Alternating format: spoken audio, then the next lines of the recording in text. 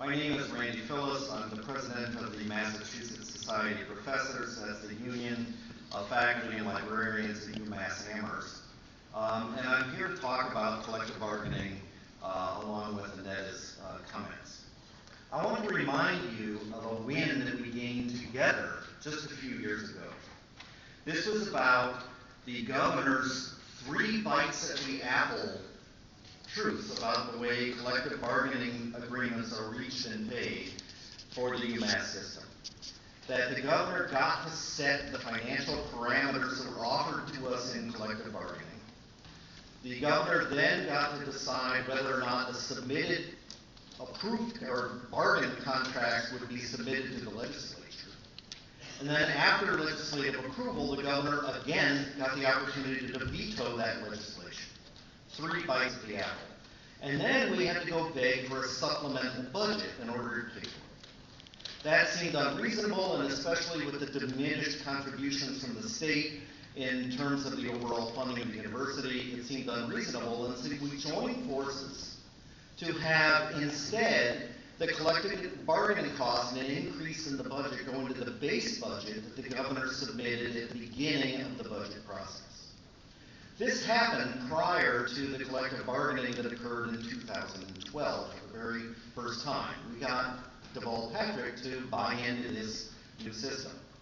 At that point in January, when we began bargaining, we knew the financial parameters, the money was being put through the legislative process, and we settled the contract very quickly, without strife or without significant concessions required on either side. It was a win-win.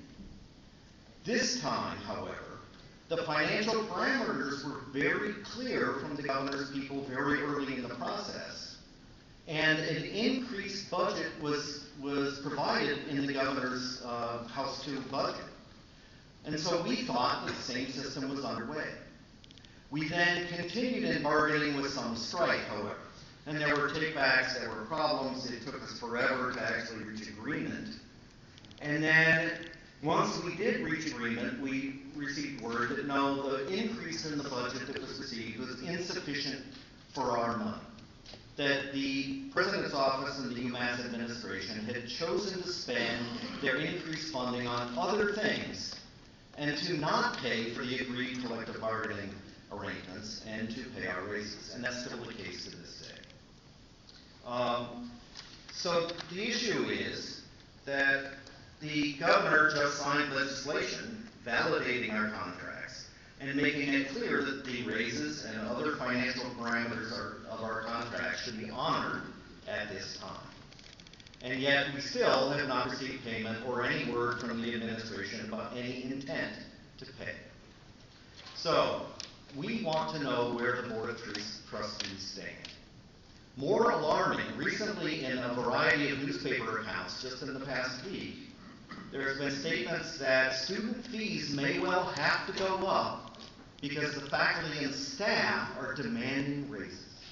This is an unfair, unreasonable, outrageous pitting of constituencies of the UMass system against each other. It is not our desire to increase student fees. We had the same raises as every other state worker in Massachusetts. We're not asking for any special things. And yet we're somehow being viewed as to blame for a potential fee increase. And we do not appreciate or accept that premise. So what we would ask is for you to correct that problem, to not have President Corrett depart office with political strife in hand among the faculty and staff of the UMass system, and to have the new president, whoever that may be, enter their role with political peace. And that can be achieved by paying your duly agreed collective bargaining agreements and settling with units that have not yet settled their contracts. So we want to know where you stand. And so we make this request that you vote in a roll call vote on this motion.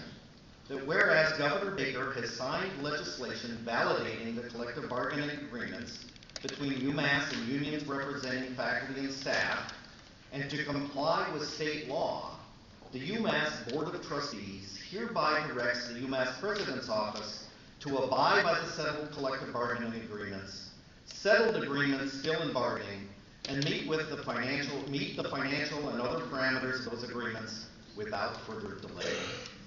The faculty and staff of UMass are eager to have you play your stewardship role to comply with state law, and we would like to know where you stand. Thank you very much.